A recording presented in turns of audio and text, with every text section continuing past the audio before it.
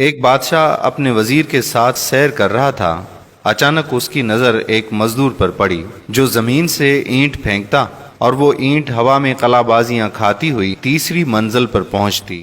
بادشاہ نے حیران ہو کر وزیر سے کہا کہ کیا وجہ ہے کہ اس کی زمین پر کھڑے ہو کر پھینکی ہوئی اینٹ تیسری منزل پر پہنچتی ہے؟ کیا یہ اتنا طاقتور ہے؟ وزیر نے بادشاہ سے عرض کیا کہ حضور، اس میں طاقت کے ساتھ ساتھ ایک اور عمل کار فرما ہے، اگر جان کی امان پاؤں تو عرض کروں۔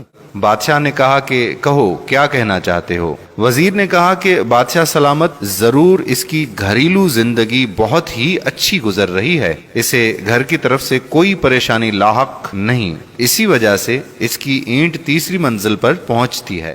بادشاہ نے کہا کہ تحقیق کی جائے۔ وزیر نے کہا جی حضور۔ دوسرے روز وزیر نے چند افراد کو تحقیق پر لگا دیا۔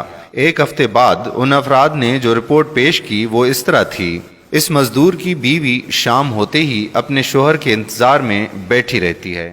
وہ جیسے ہی گھر میں قدم رکھتا ہے، اس کی بیوی نہانے کے لیے فوراً پانی کی بالٹی اور نئے کپڑے رکھتی ہے۔ مزدور جیسے ہی نہانے سے فارغ ہوتا ہے، یہ اس کے لیے کھانا لگا دیتی ہے۔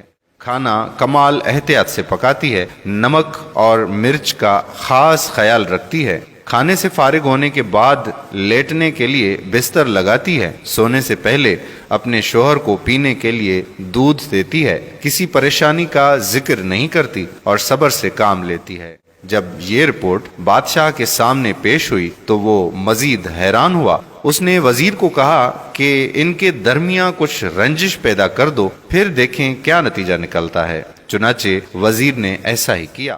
وزیر نے کسی طریقے سے اس کی بیوی کے کانوں میں یہ خبر پہنچا دی کہ تمہارے شوہر کے چند دوسری عورتوں سے ناجائز تعلقات ہیں۔ بس پھر کیا تھا؟ شام کو مزدور جوں ہی گھر پہنچا تو کیا دیکھتا کہ نہ تو نہانے کے لیے پانی کی بالٹی ہے، نہ ہی کھانے کا انتظام ہے، اور نہ ہی سونے کے لیے بستر۔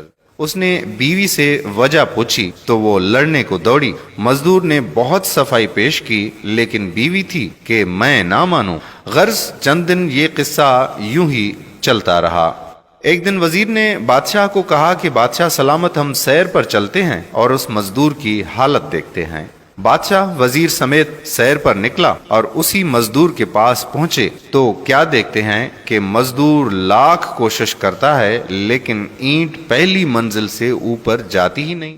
بادشاہ وزیر کی فہم و فراست کو مان گیا اور اسے یقین ہو گیا کہ اینٹ کو تیسری منزل پر طاقت نے نہیں بلکہ گھریلو خوشگوار زندگی نے پہنچایا ہے۔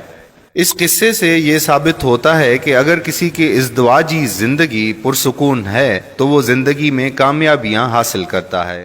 لہٰذا ہماری بہنوں کو اپنے شوہروں کا خیال رکھنا چاہیے۔ وہ جب بھی گھر پہنچتے ہیں تو جھگڑنے کے بجائے ان کی خدمت کریں اور ان سے بہتر سلوک رکھیں۔ آپ نے سنا ہی ہوگا کہ ہر کامیاب مرد کے پیچھے ایک کامیاب عورت کا ہاتھ ہوتا ہے۔ مرد کی کامیابی عورت کی کامیابی ہوتی ہے۔ لہٰذا ہماری بہنوں کو یہ بات سمجھ لینی چاہیے کہ اگر آپ کے شوہر کی کامیابی ہوگی تو یہ آپ کی ہی کامیابی ہے۔ لہٰذا اپنے گھر میں فساد کے بجائے خوشگوار موڈ میں زندگی گزارنی چاہیے تاکہ ہم زندگی میں زیادہ سے زیادہ کامیابیاں حاصل کر سکیں۔ خواتین و حضرات، ہر لڑکی، وہ بہن ہو، بیٹی ہو، بہو ہو، اللہ تعالیٰ نے اسے ذیلی تخلیق کے لیے پیدا کیا ہے۔ اس کا مطلب یہ ہوا کہ ہر عورت ماں ہے۔ ماں اگر بچے کی صحیح تربیت کر دے تو یہی اس کا عروج ہے اور یہی اس کا کمال ہے۔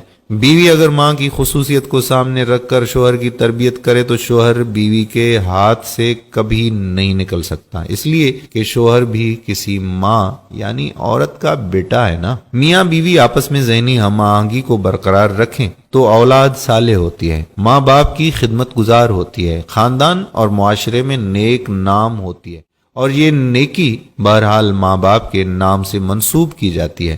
ذہنی ہم آہنگی کا بہترین عمل یہ ہے کہ میاں بیوی دونوں ایک دوسرے کے جذبات کا احترام کریں۔ اللہ تعالیٰ نے میاں بیوی کو ایک دوسرے کا لباس بنایا ہے۔ عورت مرد دونوں میں سے جب کوئی اپنے لباس کو نوچتا ہے تو لازماً جسم بھی مجروح ہوتا ہے۔ اس لیے دونوں میاں بیوی کو چاہیے کہ ایک دوسرے کے ساتھ احترام اور محبت کے دامن کو پکڑتے ہوئے رہیں۔ انشاءاللہ کبھی تفکر نہیں ہوگا۔